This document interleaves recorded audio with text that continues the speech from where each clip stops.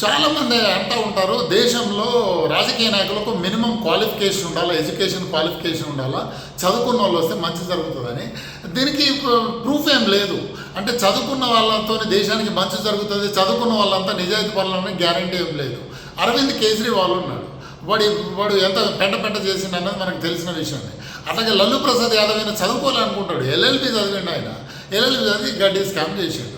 More over ఇప్పుడు దేశంలో ఉన్న 90% పైన ఎమ్మెల్యేలు, ఎంపీలు కనీసం డిగ్రీ పైన చదువుకున్న వాళ్ళే, చదువులేని వాళ్ళు ఎవరు లేరు.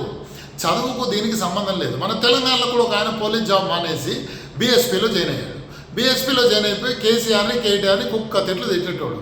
తర్వాత ఏం చేసాడు, వాళ్ళ పంచన చేరి వాళ్ళని పొగుడుతూ ఉన్నాడు. రేపు పొద్దున బీఆర్ఎస్ కాంగ్రెస్ పొత్తు కుదిరిందనుకో, రేవంత్ రెడ్డిని, సోనియా గాంధీని, రాహుల్ గాంధీని కూడా పొగుడుతూ ఉంటాడు. సో రాజకీయాల్లో విలువలు ముఖ్యము, ఐడియాలజీ ముఖ్యము. ఇది ఎందుకు చెప్తున్నా అంటే, అన్నమలై ఈయనంటే నాకు ఇప్పటికి కూడా రెస్పెక్ట్ ఉంది. ఆయన బీజేపీలో ఉండని ఉండకపోని బాగా అంటే ఒక మంచి లీడర్ కావాల్సిన లక్షణాలన్నీ ఉన్న వ్యక్తి అని ఇప్పటికీ నమ్ముతాను నేను.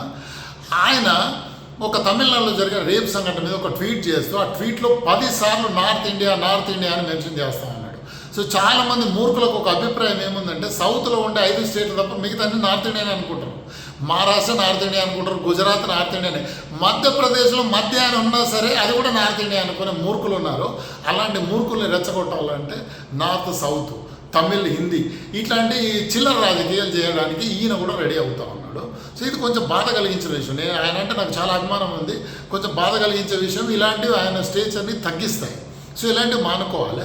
చదువుకున్న వాళ్లకు దీనికి సంబంధం లేదనడానికి ఇదే ఎగ్జాంపుల్. ఇప్పుడు చదువుకున్న వాళ్ళందరూ ఎలాగే ఉన్నారంటే, మనోహర్ పారికర్ ఎంత గొప్ప లీడరు, అలాగే అటల్ బిహారీ వాజ్పేయి, ఎల్కే అద్వానీ, నరేంద్ర మోడీ, జయప్రకాష్ నారాయణ్, పాత జయప్రకాష్, మన తెలుగు రాష్ట్రాల జయప్రకాష్ గారు, వీళ్ళంతా వీళ్ళ చదువు వల్ల పాపులర్ అయ్యారా?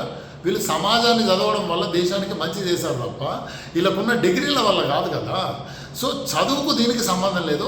ఐడియాలజీ ఏంటిది, వాడి విలువలు, ఏ విలువలు పాటిస్తున్నాడు రాజకీయ నాయకుడు అన్నది చాలా ఇంపార్టెంట్. అలాంటి వాళ్ళని గెలిపించుకుంటే దేశానికి మంచి జరుగుతుంది.